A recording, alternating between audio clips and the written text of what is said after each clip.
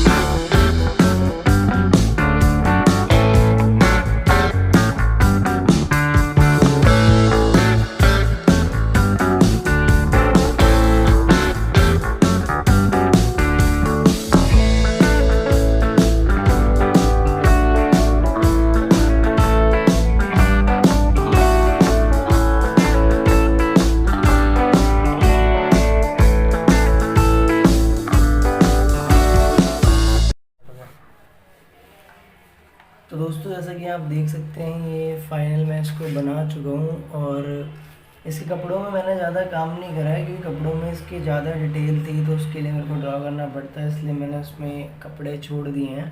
अपनी तरफ से ही मैंने इसमें शेडिंग कर दी है, बाकी फेस पूरा बन चुका है जैसा कि आप रेफरेंस इमेज में देख रहे थे। साइड में फ़ोन रखा हुआ था मेरा।